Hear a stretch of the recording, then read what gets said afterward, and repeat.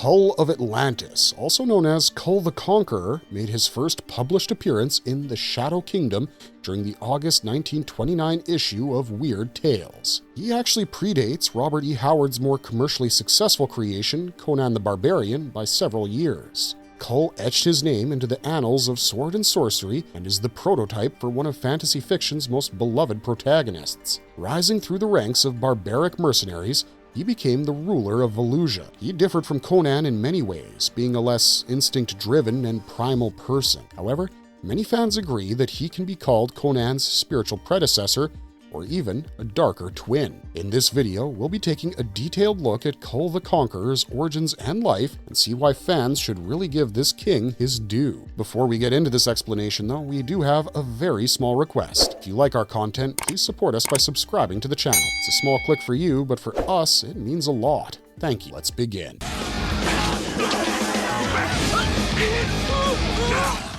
Birth of the Atlantean Barbarian. Born in pre-cataclysmic Atlantis around 100,000 BC, Kull belonged to a tribe settled in the Tiger Valley. Atlantis was predominantly inhabited by barbarian tribes at that time. The kingdom of Thuria was located to the east of Atlantis and had a few civilized kingdoms in its northwest region. Valusia was the most powerful among them, but others included Grondar, Camellia, Camoria, Thule, and Verulia. While Thuria never appears in any of the stories featuring Kull directly, it was connected to Conan's world by the author in the Hyborian Age. When Kull was a toddler, a devastating flood destroyed his tribe and the valley he was born in, rendering him homeless and feral for quite some time. Eventually, the Sea Mountain tribe captured and then adopted. While he grew into a young man with them, the adherence to established traditions and norms prevalent in the tribe was something he never got used to. As an adolescent, he granted a woman a quick death so that she wouldn't be tortured and burned to death by a mob. She had brought dishonor to the tribe by marrying a Lemurian pirate, and those pirates were considered to be enemies of the Sea Mountain tribe, but Kull didn't agree with the method of her execution. This invited ire from people around him, and he was exiled from Atlantis, as mentioned in Exile of Atlantis.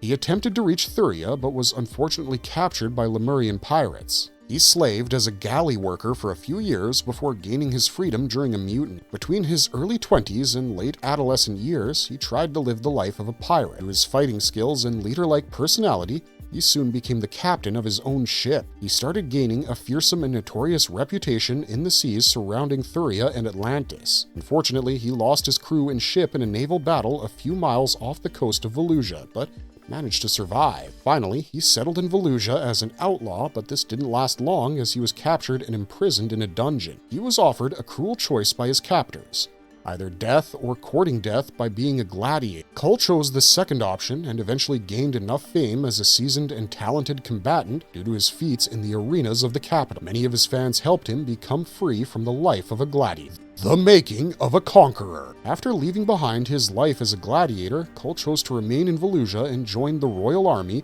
opting against becoming an outlaw again. He became a mercenary and rose through the ranks rapidly. It's revealed in The Curse of the Golden Skull that he was personally hired by the king of Valusia, Borna, to assassinate the ambitious sorcerer Ratath of Lemuria. When he successfully fulfills the mission, he's elevated to the rank of general commander of the mercenary forces. By this time, King Borna had become extremely unpopular with the people because of his cruelty and despotic attitude. Eventually, a civil war broke out when the nobility became too displeased with his policies. During this time, the mercenaries stayed more loyal to Kull than anyone else, giving him the mantle to head the revolt. Ultimately, he killed Borna and took the throne of Valusia for himself while still being in his early 30s. The Shadow Kingdom narrates how he faced the first conspiracy against his rule after spending 6 months as the ruler. With time, he realized that winning the crown was easier than maintaining his position as king, and faced many internal and external challenges throughout the series. With a gaggle of conspiring nobles and courtiers, he had to fend off attacks against his life and position constantly. Moreover, he became more and more aware of the sword of Damocles that he inherited, along with the crown, after defeating Borna. In The Mirrors of Tuzun Thun, it's mentioned that with age, Kull became more and more introspective. His barbarian days were long gone, and he delved into philosophy. The series ends with this, leaving his fate uncertain. However, He is mentioned to be a direct ancestor of Conan the Barbarian in Shadows of the Skull. Due to the constant opposition to his rule, Kull had few allies and friends. Brule, the Spear Slayer, was one of his few friends. Despite being a Pict, Brule is a trusted advisor to Kull. First Counselor 2 was a wise man, usually on Kull's side, but he also represented the rigid and archaic laws that Kull could never reconcile with. Kanu was the Pictish ambassador to Valusia and was largely responsible for the friendship between Kull and Brule, despite the animosity that existed between Picts and Atlanteans. Kull versus Conan, the evolution of the barbarian ideal. Even though we don't have a definitive ending to Kull's story, which certainly is anticlimactic considering the heights he scaled, he ultimately worked to set up the framework that Howard would later use for Conan. The famous "By this axe I rule" story is the main setup behind the author's later success with his most famous character. However, while fawning over Conan, many fans miss out on the more complex and intriguing storyline that Howard had outlined for Kull himself, which not only boasts of conquests and sensational events, but also provides a scathing review of the very nature of kingship and the struggle between embracing traditions and following one's own moral compass. In By This Axe I Rule, Kull faces a series of betrayals and conspiracies from people hell-bent on overthrowing him and restoring the old order. He deals with these threats both from within and outside the court, while also grappling with his sense of duty as a king. Despite the conflict, both internal and external, Kull etches his name into the sands of time by proclaiming himself as the ultimate voice of justice. Later, Howard's The Phoenix on the Sword became his first published Conan story. The central plot remained quite similar. A barbarian becomes the ruler of a civilized country, fends off attacks against himself and his position as king. He removed a few subplots about the romantic endeavors of the main couple and replaced them with supernatural elements. Here, he sort of diluted the essence of Kull's story and added more elements of thrill and excitement, transforming it into his ultimate success. More fantastical ideas replaced the introspection and philosophical underpinnings found everywhere in Kull's storyline. Despite the major differences, the tone from By This Axe I Rule continued to influence Conan as well. Both characters deal with the pressures that come from being a king and not simply winning the throne. In many ways, both Kull and Conan reflect the author's refinement of his literary skills and creative journey. Immediately after, Howard went on to write two more stories centered around Conan. The first was The Frost Giant's Daughter, set earlier in Conan's life, inspired by the Greek legend of Apollo and Daphne. The other was The God in the Bowl,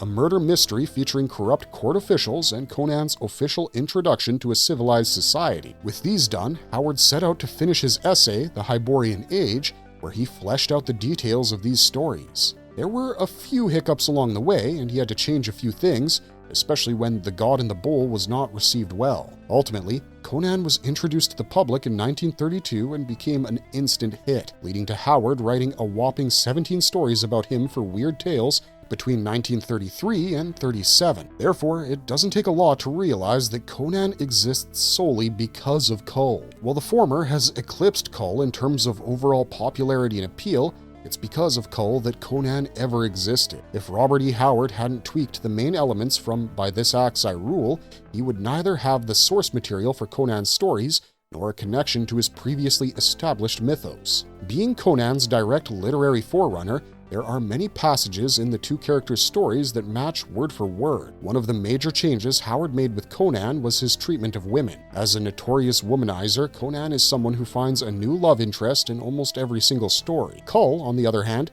was someone who didn't attach himself to any intimate relationships. He was very chivalrous and even helped a pair of star-crossed lovers get their happy ending. He was never shown to have or even be interested in pursuing any kind of relationship with a woman. Kull is also never shown to want to have heirs and establish a dynasty, nor do his advisors ever mention this issue. Many fans say that this was a big reason for Conan's popularity over Kull, because audiences like to see something steamy after a few action-packed scenes.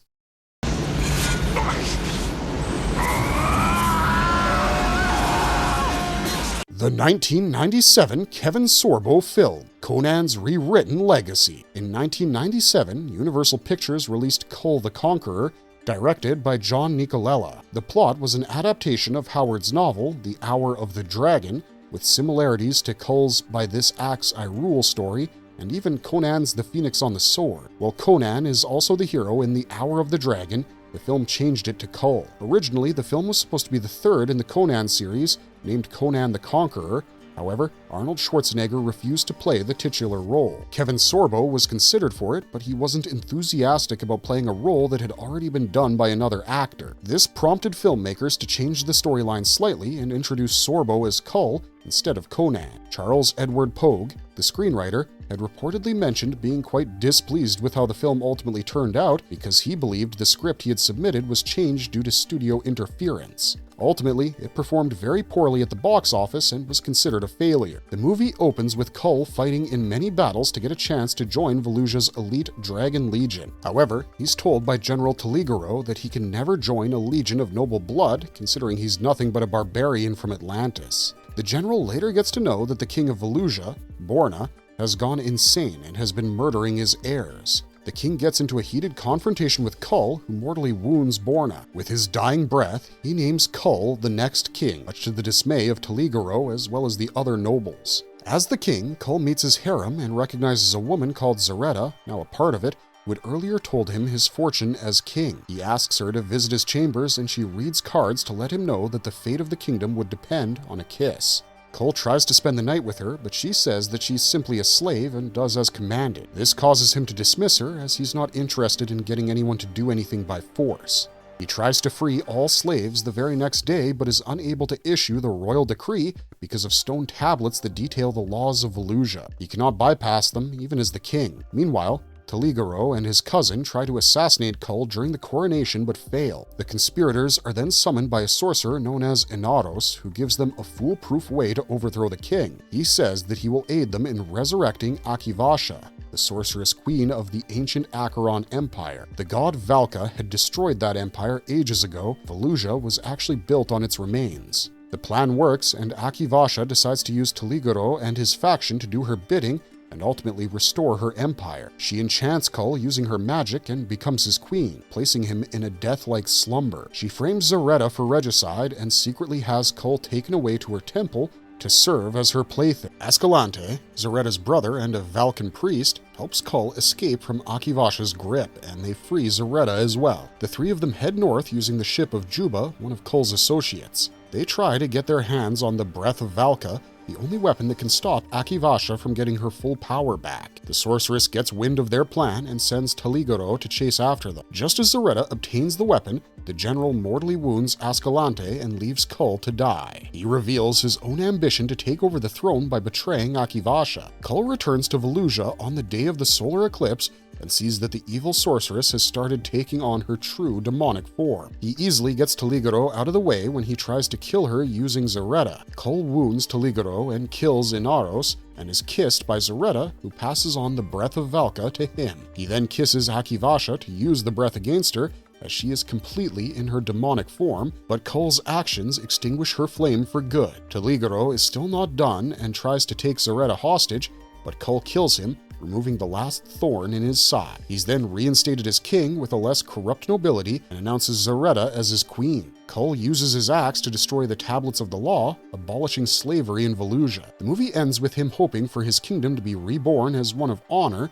instead of one where traditions are blindly followed. Rotten Tomatoes has a rating of 25% for Kull the Conqueror, with an average rating of 4 out of 10 based on 20 reviews. While critics have lauded the good looks of the main cast, they've also said that the overall execution, from storyline to fight scenes and even special effects, was too damning to save the film in any manner. On the 23rd of November 2009, it was announced that Paradox Entertainment was going to do a reboot of Kull the Conqueror, but nothing has come out of it so far. On IMDb, critics have been more lenient, mostly because of the fact that the story is inspired by Robert E. Howard's works. There definitely was a lot of scope for the film to do better, considering it had the right actors.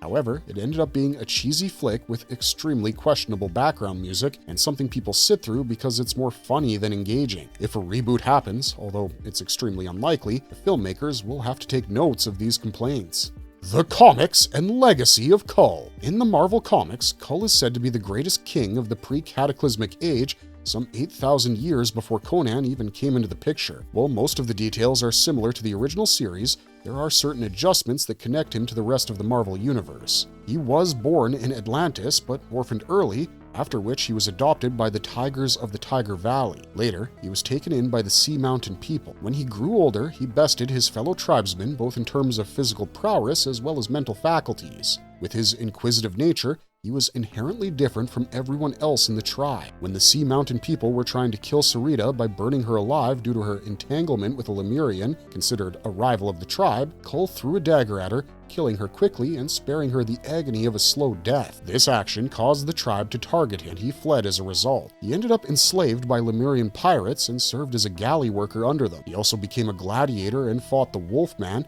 with whom he would later build an alliance. After 2 years of captivity, he managed to thwart a pair of drunken guards and swam all the way to the coast of Valusia. Asphodel IV hired Kull to kill the wizard priest Rothath of Lemuria. While he was successful, both he and Asphodel were cursed, but Rothath also cast a spell that would allow Kull to be reborn during the Hyborian Age. Kull spent the next few years as an outlaw in the hill country before being captured and locked in the dungeons of the capital, called the City of Wonders. Once again, he was sent to the gladiatorial arenas due to his impressive build and abilities. He emerged as a popular sensation due to his fighting and was finally bought out of his servitude by Count Muram Bora Balin, who also got him commissioned into the royal army. Due to his leadership qualities, Kull rose through the ranks quickly, became the commander of the Black Legion, the king's personal guard. He got sucked into a plot to assassinate the king and ultimately managed to kill him, but received a scar on his cheek. He became the new king, but had to face a turbulent rule and was even ousted from power for a while,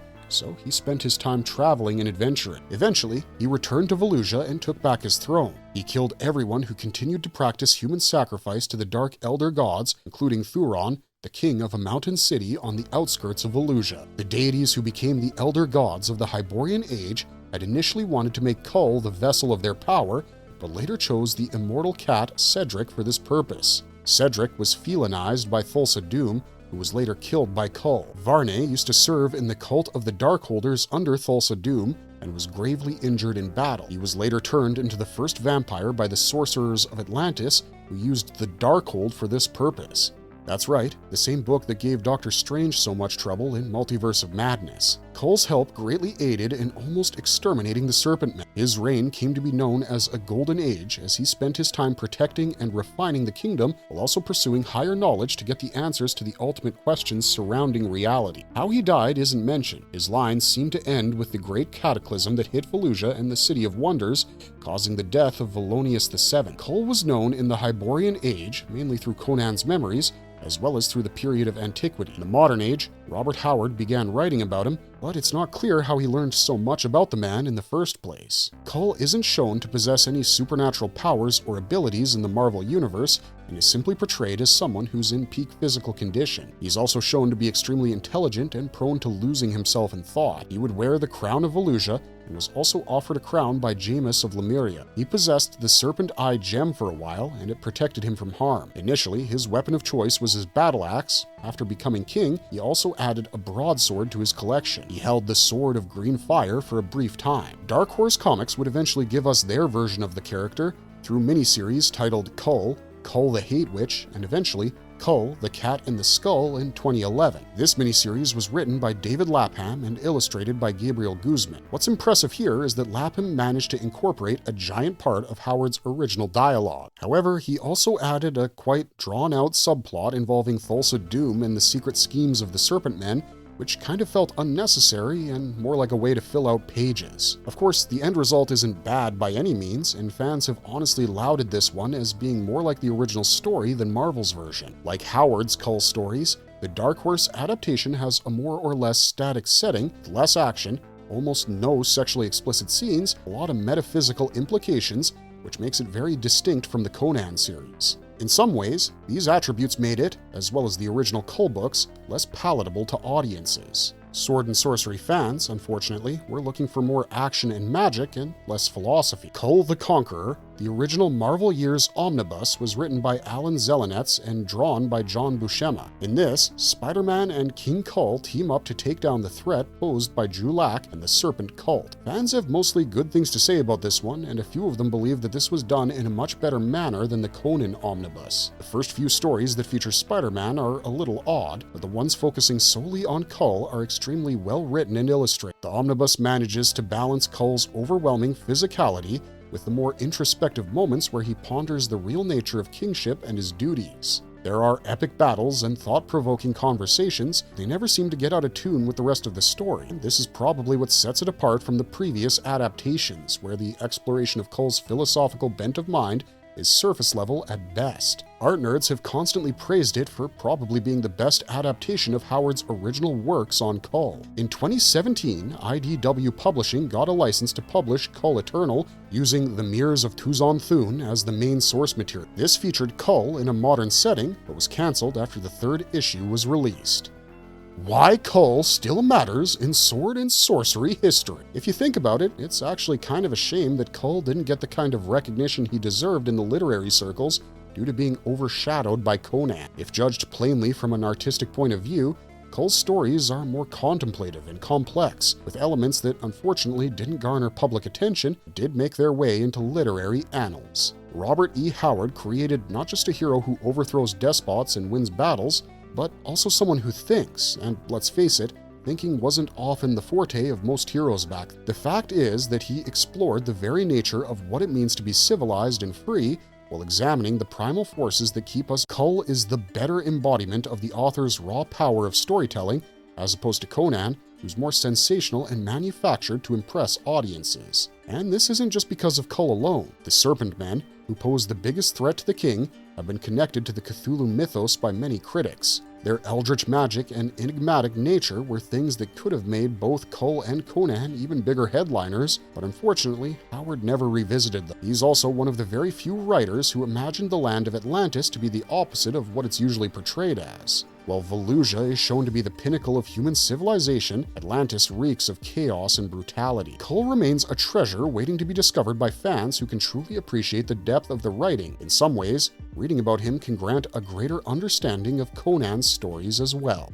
Marvelous verdict! Well, Conan the Barbarian, being the cultural and commercial juggernaut it is, has pulled almost all the spotlight towards itself. Not knowing about Kull the Conqueror truly takes away from the experience. He's not just a prototype, and his legacy is far-reaching and has been reflected in numerous fantasy works. Kull fights against external foes as much as he does against his internal struggles. Why do you think Howard chose to pivot from Kull's brooding nature to Conan's roaring personality? Was it just to gain more readers? Or because he saw Conan as the answer to the questions that constantly haunted Kull? Let us know your thoughts on this evolution in the comments down below. And while you're down there, don't forget to leave a like and subscribe to us if you enjoyed this content. Otherwise, thanks for watching, stay safe out there, and have a marvelous day.